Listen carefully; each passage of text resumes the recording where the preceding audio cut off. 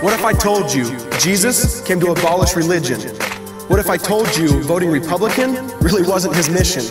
What if I told you Republican doesn't automatically mean Christian, and just because you call some people blind doesn't automatically give you vision?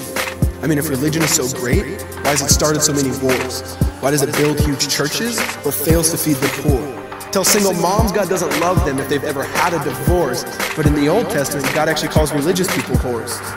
Religion might preach grace, but another thing they practice. Tend to ridicule God's people, they did it to John the Baptist. They can't fix their problems, and so they just mask it, not realizing religion's like spraying perfume on a casket.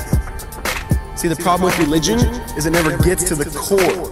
It's just behavior modification, like a long list of chores. Like, let's dress up the outside, make it look nice and neat. But it's funny, that's what they used to do to mummies while the corpse rots underneath. Now, I ain't judging, I'm just saying, quit putting on a fake look.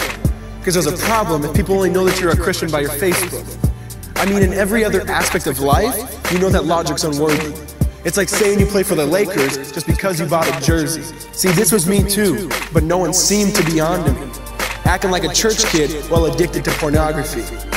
See, on Sunday I'd go to church, but Saturday getting faded, acting if I was simply created to just have sex and get wasted. See, I spent my whole life building this facade of neatness, but now that I know Jesus, I boast in my weakness. Because if grace is water, then the church should be an ocean. It's not a museum for good people, it's a hospital for the broken. Which means I don't have to hide my failure, I don't have to hide my sin. Because it doesn't depend on me, it depends on Him. See, because when I was God's enemy, and certainly not a fan, He looked down and said, I want that man. Which is why Jesus hated religion, and for it He called them fools. Don't you see so much better than just following some rules? Now let me clarify. I love the church, I love the Bible, and yes, I believe in sin. But if Jesus came to your church, would they actually let Him in? See, remember He was called a glutton and a drunkard by religious men. But the Son of God never supports self-righteousness, not now, not then.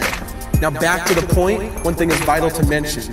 How Jesus and religion are on opposite spectrums. See, one's the work of God, but one's a man-made invention. See, one is the cure, but the other's the infection. See, because religion says do, Jesus says done. Religion says slave, Jesus says son.